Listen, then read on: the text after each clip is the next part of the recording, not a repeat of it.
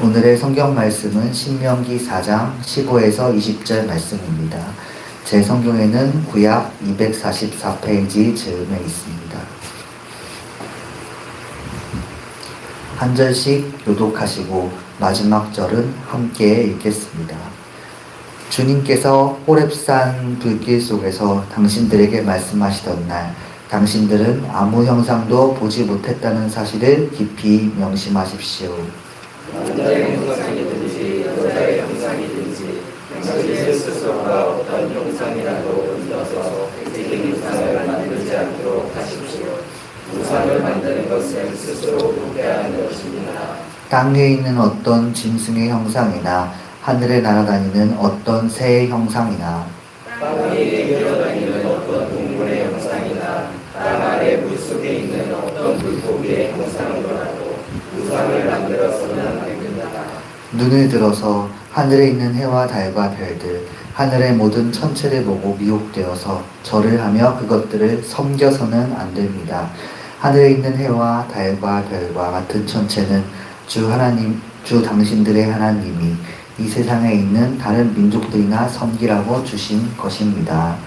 그러나 당신들은 주님께서 용광로와 같은 이집트에서 건져내셔서 오늘 이렇게 자기의 소유로 삼으신 백성입니다. 아멘. 개신교 말고도 인류 역사상 수없이 많은 종교들이 나타났다가 사라져가곤 했습니다. 사라진 건 차라리 괜찮은 취급이라 볼 수 있겠죠.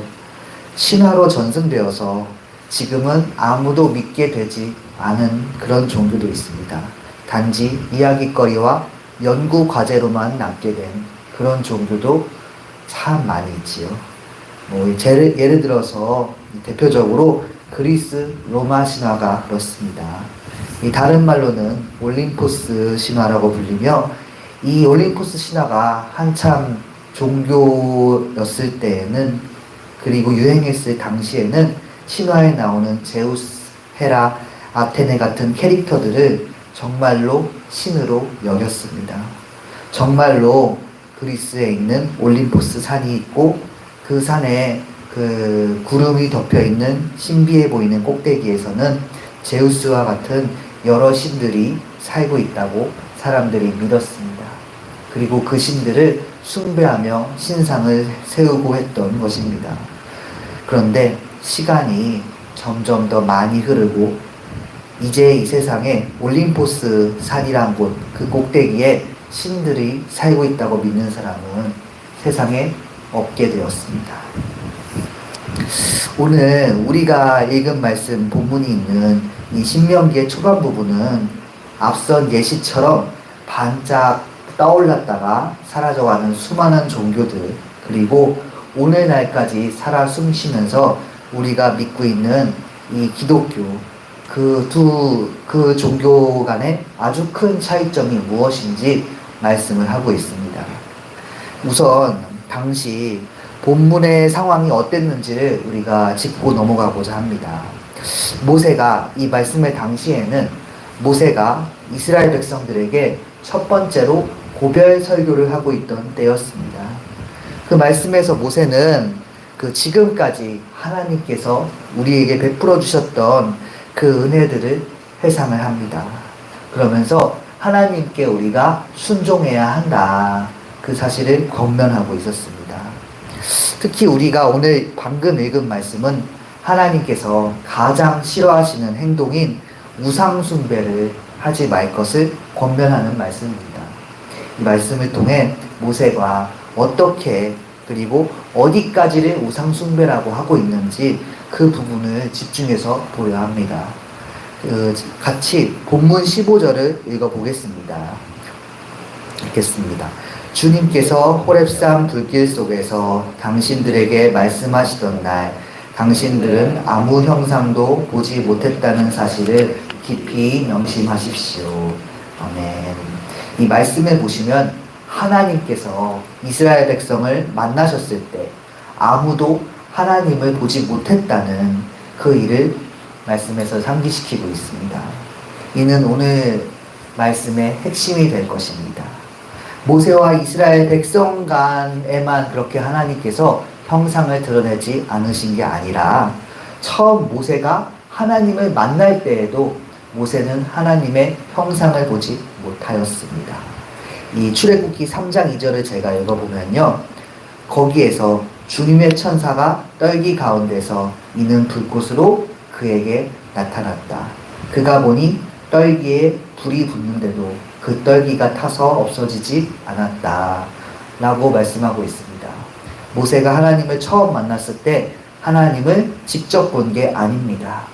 불이 붙었어도 그 불로 인해서 타거나 재가 되지 않는 떨기나무를 통해서 이 자리에는 뭔가 심상치 않은 일이 일어나고 있다 라는 걸 모세를 느끼게 하셨습니다. 그리고 모세는 그렇게 느낌으로써 하나님의 음성도 듣게 되었고 하나님을 체험하게 된 것입니다. 이스라엘 백성들 역시 마찬가지입니다. 하나님을 처음 만날 때 모세처럼 간접적인 그런 만남을 가졌습니다. 출애굽기 19장에 따르면 모든 백성이 3일 동안 성결하게 옷도 빨아입고 한 다음에 시내산에 연기가 자욱하며 온 산이 진동하였습니다. 그런 가운데 모세 및 이스라엘의 지도자들만을 통해서 하나님께서는 역사하셨습니다. 다시 말해서 이스라엘 백성 중 하나님의 모습을 그 눈으로 직접 봤다 하는 사람은 아무도 없습니다. 그리고 아무도 하나님을 직접 보지 못했다는 그 사실이 오늘 본문에서 말하는 우상 숭배를 정의하는 핵심이라 할 수 있겠습니다. 우리 그 다음 구절인 본문 16절도 같이 읽어보겠습니다.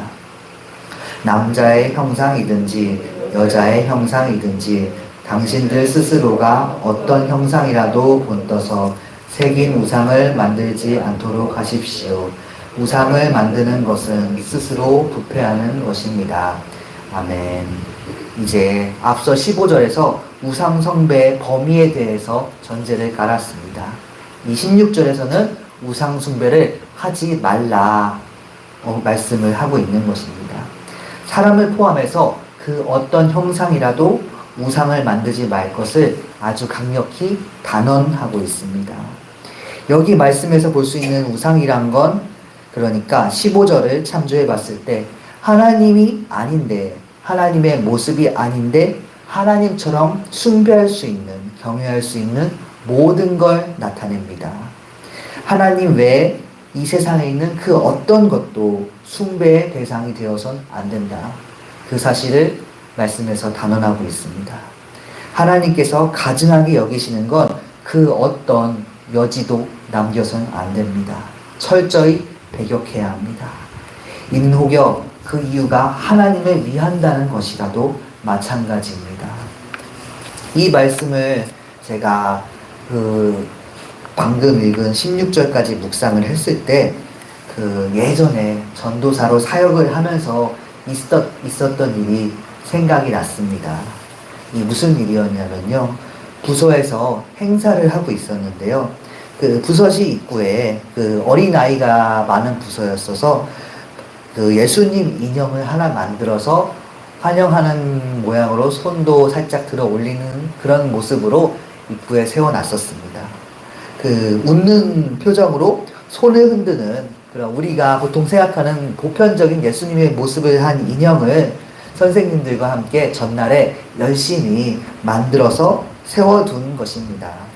그런데 그날따라 부서에 아이들의 장난꾸러기 기질이 많이 발동했던 것인지 인형을 세워둔 바로 그날 이 부서 문을 열어둔 지 얼마 되지 않아서 아이들이 이제 들어오기 시작한 지 30분도 되지 않아서 잠깐 보니까 인형이 망가져 있었습니다. 속상했습니다. 선생님들도 보고 나서 누가 했는지 모르니까 되게 속상한 표정으로 예수님 인형을 다 같이 수리를 해보려 했었습니다. 근데 그렇게 수리를 하면서 선생님들이 했던 말이 아직까지 기억에 남아 있습니다. 농담조였겠지만 이렇게 말했습니다. 예수님을 이렇게 부수면 어떡하니 얘들아, 이렇게 말을 했었습니다. 물론 그 당시에 기껏 열심히 만들어 둔 것이 무너져서 속상한 건 저도 마찬가지였습니다. 그런데 그 말을 들었을 때는 이렇게 생각을 했습니다. 이게 진짜 예수님은 아닌데 우리가 너무 몰입하는 것 아닌가? 결국 그날은 예배 전에 예수님 인형을 치워버리고 말았답니다. 지금 와서 이 본문 말씀을 상기하면서 당시 일을 생각해보니 저는 스스로 의식하지 못하는 사이에 우상을 만들었다라고 생각이 듭니다.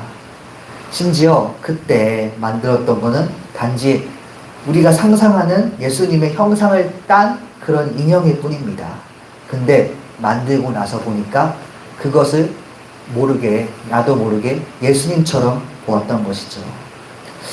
우리가 지금 이 모습이 예수님의 모습이야 라고 생각하고 있는 그런 예수님의 이미지들이 있습니다. 근데 그거는 후대에 여러 서양 예술가들의 영향을 받아 만들어진 이미지입니다. 이 맨체스터 대학의 법의학 예술 교수인 리처드 니브라는 사람이 이스라엘 고고학자들의 협력을 좀 받아서 예수님의 얼굴이 어떻게 생겼을까 당시 상황에 맞추어 유사하게 복원해본 그런 그림이 있습니다. 그런 모습이 있는데요. 그 모습에 따르면 예수님의 실제 모습은 담갈색 눈에 수염도 좀 짧고 짧은 곱슬머리에 까무잡잡한 피부를 가졌다라고 그런 모습으로 나타나고 있습니다. 당시 풍습대로 이제 수염은 좀 어느 정도 기를 수 있고 키는 당시 평균인 150cm 정도일 것이다. 그렇게 예상을 하고 만들었다고 합니다. 이는 오늘날에 우리가 예수님의 이미지대로 제시하는 그림이 있지 않습니까? 큰 키에 긴 갈색 머리를 가진 백인의 모습. 그런 모습과는 아주 큰 차이가 있습니다. 한마디로 우리가 오늘날 어떤 상이나 그림을 놓고 이게 예수님의 모습이다 라고 한다면 그건 진실이 아니라 사람들이 선망하는 모습이 이미지화된 그런 모습일 것입니다. 다시 말해서 우리는 본의 아니게 예수님이 아닌 걸 우상화할 수 있습니다. 물론 이 앞서 말한 예는 우상화의 예로서 아주 적합하진 않습니다.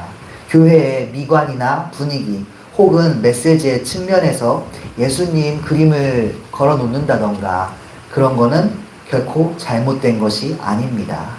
또한 더 극적인 예로 기독교에 대해 완전히 무지한 나라 등에서 선교를 하게 될 때 부득이하게 이해를 돕기 위해서 예수님과 관련된 그림 자료를 사용하는 경우 역시 큰 의미가 있습니다. 영혼을 구원하기 위해 필수적으로 사용할 수 있는 방식을 부정하는 것이 아닙니다. 다만 형상이 없으신 하나님이신데 그 하나님의 행동, 그 하나님의 형상을 무의식적으로라도 잡고 만들어내려 한다. 그것을 경계하는 것입니다. 성경에 이런 말씀이 있습니다. 제가 에베소서 4장 18절을 잠시 읽어보겠습니다. 그들은 자기들 속에 있는 무지와 자기들의 마음의 완고함 때문에 지각이 어두워지고 하나님의 생명에서 떠나 있습니다. 이 말씀에서는 하나님에게서 멀어지는 사람의 특징을 두 가지로 나타냅니다. 하나님의 생명에서 멀어지는 사람들은 다른 이유 때문이 아니라 자신들 속에 있는 무지, 즉 하나님을 모르는 것, 그리고 마음의 완고함, 즉 알면서도 그 죄에서 벗어나지 않는 것. 이 두 가지로 인해서 하나님의 생명에서 멀어진다는 것입니다. 우리는 무지 때문에 애먼 대상을 우상화할 수 있고 완고함 때문에 우상을 통해 하나님께서 가장 싫어하시는 길을 택할 수 있는 것입니다. 그렇기에 본문 17절에서 19절을 쭉 보면 세상에 보이는 여러 동물이나 하늘의 해, 달, 별 등을 우상으로 섬기지 말라 하고 있습니다. 그 본문에서 제시하는 예시의 공통점은 또 무엇입니까? 다 눈에 보이는 분명한 형상이 있다는 것입니다. 우리가 이름만 들어도 알 수 있는 수없이 많은 사이비 종교들, 사교들의 특징 역시 무엇입니까? 스스로를 신이라 하거나 혹은 신의 대리인이라 자칭하는 교주가 있어서 신의 형상을 눈으로 보여준다는 것입니다. 그리고 그렇게 눈으로 볼 수 있는 신의 형상은 본문 19절에 따르면 다른 민족들, 즉 구원받지 못한 이들이 섬길 가짜입니다. 전지전능하며 세상에 유일하시고 지금 우리가 모여서 드리는 이 예배와 모든 기도를 받으시는 진짜 하나님은 우리 중 누구도 이 눈으로 그 진짜 형상을 볼 수 없습니다. 단지 체험하고 느낄 수 있을 뿐입니다. 사도행전 2장 2절에서 3절 말씀에 우리가 볼 수 없는 하나님을 어떻게 경험하는지 아주 좋은 그리고 유명한 예시가 있습니다. 제가 2, 3절을 읽어보겠습니다. 그때 갑자기 하늘에서 세찬 바람이 부는 듯한 소리가 나더니 그들이 앉아있는 온 집안을 가득 채웠다. 그리고 불길이 솟아오를 때 혓바닥처럼 갈라지는 것 같은 혀들이 그들에게 나타나더니 각 사람 위에 내려 앉았다. 예수님께서는 이 말씀에서 제자들에게 성령으로 임하셨습니다. 내가 세상 끝날까지 너희와 항상 함께 있겠다 하신 말씀을 방금 읽은 말씀을 통해서 지키셨습니다. 제자들은 그 예수님께서 승천하셨을 때 더 이상 그 눈으로 예수님을 볼 수 없었습니다. 그렇지만 그 사건 이후, 그 오순절의 그 다락방의 사건 이후 아무도 예수님께서는 진짜시구나라는 걸 의심하지 않게 되었습니다. 본문 마지막 절인 4장 20절의 말씀대로 나는 하나님의 소유로 택함 받았다 라는 걸 예수님의 제자들은 성령 체험을 한 후에야 확신하면서 순교할 때까지 믿음으로 살아갈 수 있었습니다. 그렇기에 오늘의 말씀 정리하여 한마디로 요약하자면 이렇게 말할 수 있겠습니다. 보이지 않는 영의 세계를 인정하고 경험하시길 소망합니다. 그때 우리는 자꾸 하나님을 눈으로 보려는 의식적 혹은 무의식적인 생각과 행동을 그만두고, 즉 눈에 보이는 하나님, 우상을 찾거나 만들어내는 걸 그때야 그만둘 수 있습니다. 우리 모두가 성령으로서 살아계신 하나님을 만나길 바랍니다. 내 마음으로 만들어낼 수 있는 모든 우상에서 벗어나는 그런 놀라운 영적인 체험을 하게 되길 소망합니다. 그렇게 하나님께서 가장 싫어하는 죄, 거기서 날마다 멀어지는, 그렇게 영적으로 성숙하는 우리 모두 되기를 주님의 이름으로 부탁을 드립니다. 기도하시겠습니다. 하늘에 계셔서 우리에게 보이지 않는 우리 주 아버지 하나님, 그럼에도 우리는 성령으로 주 하나님과 함께하며 하나님의 사랑과 뜻과 은혜로 살아가고 있는 걸 고백합니다. 살아계신 우리 주님의 은총을 날마다 받으며 살고 있습니다. 하나님께서 늘 우리를 은혜로 덧입혀 주십니다.